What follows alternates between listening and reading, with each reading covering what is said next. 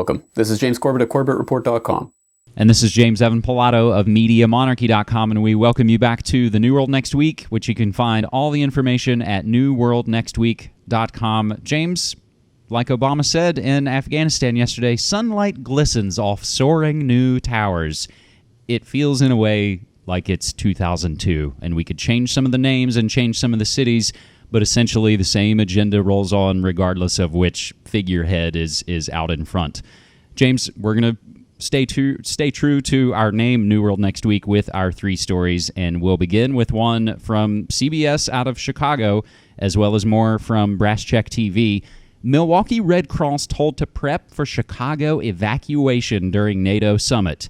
Preparation and plans to evacuate Chicago. This is reading from CBS, not a crazy conspiracy theory site. Is there a secret plan to evacuate some residents of Chicago in the event of major trouble during the NATO summit next month? CBS 2 has uncovered some evidence that there is. It comes from the Milwaukee area branch of the American Red Cross. CBS 2 News has obtained a copy of a Red Cross email sent to volunteers in the Milwaukee area. It said the NATO summit, quote, may create unrest or another national security incident. The American Red Cross in southeastern Wisconsin has been asked to place a number of shelters on standby in the event of evacuation of Chicago, end quote. According to a chapter spokesperson, the evacuation plan is not theirs alone. Our direction has come from the city of Chicago and the Secret Service, she said. Officials at Chicago's Office of Emergency Management and Communication said the directive did not come from them. The U.S. Secret Service did not return calls for comment. Some downtown residents told CBS 2 that the news has them on edge. Very unnerving. I feel a little bit unsafe, just a bit more than a little bit. It doesn't make me feel like I want to be in the city during the NATO conference. An executive with the Service Employees International Union, SEIU, who trains members in preparation for the summit, thinks such a plan might be over the top. SEIU Local 1 Training Director Tim Dobry said, quote, this could be a lot like Y2K, a lot of hype and buildup. People will say, that was it? Not a big deal. So James will provide more contextual information. And again, we always provide all our sources cited, so you can go check them out and do more research for yourself. No fly zone to be enforced by shoot-to-kill order during NATO summit. And this NATO summit in Chicago will take place May 20th and 21st, James. Well, I guess they are ultimately right about that in that assessment in that article, because we don't know if this is going to be too much hype or if this is really building up to something. But we've seen the snipers that are getting positioned and getting ready. We've seen choppers doing test exercises in the area. We've seen the evacuation plans now, no-fly, shoot-down, shoot-to-kill orders.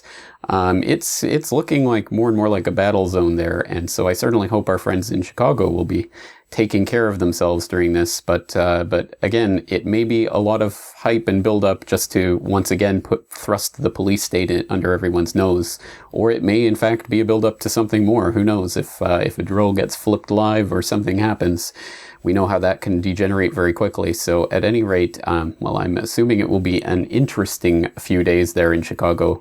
And on that note, I will be not personally covering it during that time. I'm actually going to be away on holidays during that time, so I won't be here to cover it. But I will be having a couple of Chicagoans on my radio show next week on Monday night and Wednesday night. So I hope people will tune into that, and we'll be talking about the summit, what preparations are happening, and how people can stay up to date with what's happening there. So it'll be something to keep our eyes on for sure.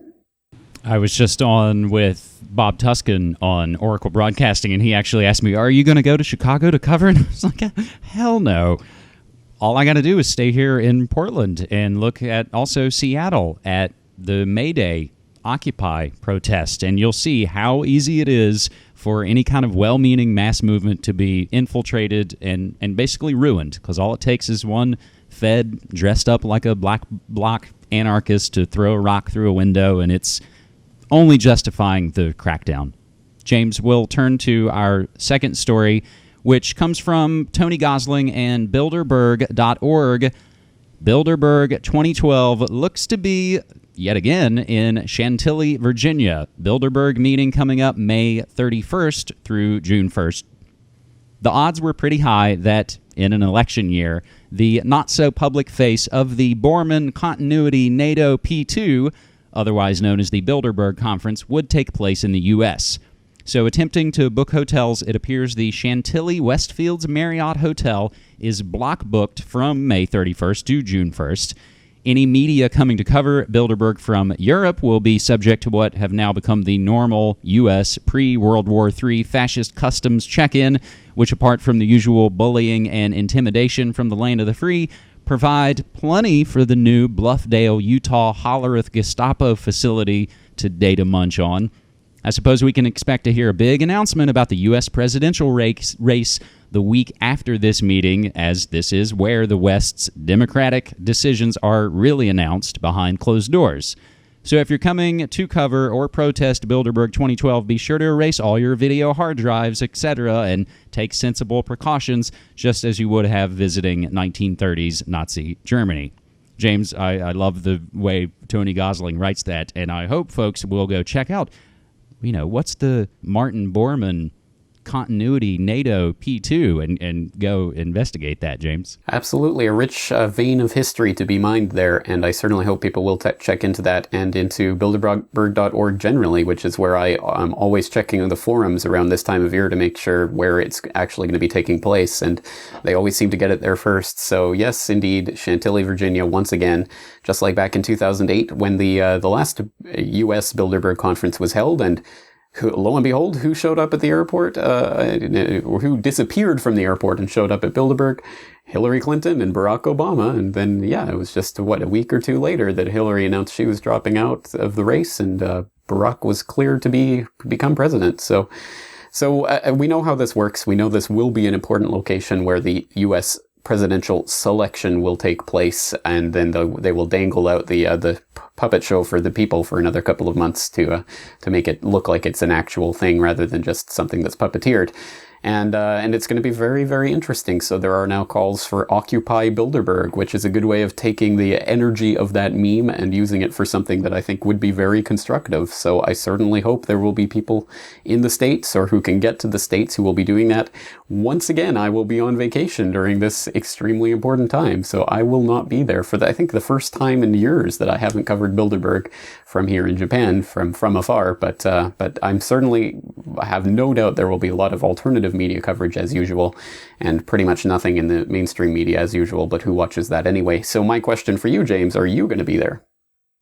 I will not be in Chantilly, but I'll definitely cover it from here in Portland, and we'll, of course, provide the Flashback link, because I bet folks forget about this story, and it was a mainline, mainstream news story about Obama tricking the press corps to get on the plane that then, locked up and took off before the press corps said, hey, where's Obama? Where's the guy we're supposed to be following? He tricked them and snuck away to the Bilderberg meeting. So we'll definitely provide that for folks.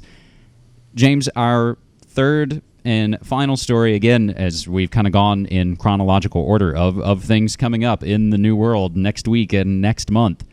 Our third and final story I grabbed from the sports section from Yahoo News, that bastion of great resource. UK military prepare for 9/11 type attack.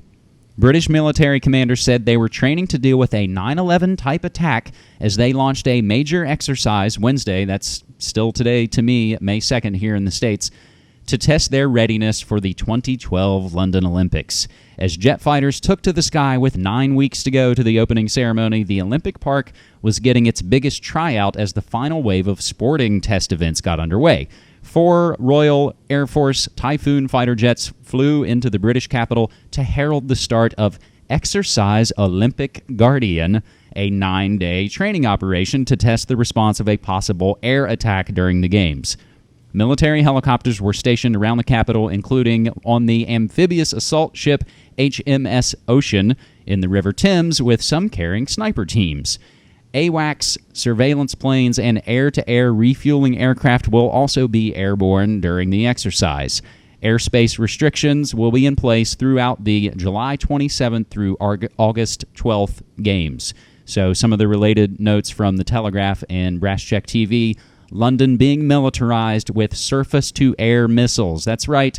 The Ministry of Defense have warned people there are going to be missiles on your roof during the Olympic Games. So, James, you can see quite the comparison between the preparations going on in London and the preparations going on in Chicago. Well, once again, we see the buildup happening, and it's a question, once again, of whether they're ratcheting up for something in particular or if it's just more of the police state indoctrination. But either way, I think it's important to keep our eyes on it. And it'll be interesting to see, given what takes place in Chicago, what will then later take place there in London. So again, we can see how events can domino into each other. But something that I'd like to point listeners' attention to, something that a listener actually emailed to me through the contact form on corbettreport.com, a link to a Rockefeller Foundation document. We'll put the link in the show notes. That it's a bizarre kind of future scenarios document, one of these ones where they predict 20 years in the future and they predict, what's going to take place. So not predict, but they have a scenario if this happens, kind of thing. And one of the very specific things they point to in there is a bombing at the 2012 Olympic Games that kills 13,000 people, which they posit as part of this chain reaction of events leading up to the American pullout from Afghanistan in 2016, I think they say in the document. And it's very interesting how that all pins together. So whether that's foreshadowing or forewarning, or whether that's just more, fuel to the fire is again up to be determined at a later date. I'm not one of these people who likes to scream, cry wolf at every opportunity, because we know what happens with that. But it's just interesting to put some of these pieces together, and then to look at some of the Olympic imagery with the 2012 and Zion and all of that kind of stuff going on. Lots of crazy stuff. So it'll be a spectacle at any rate.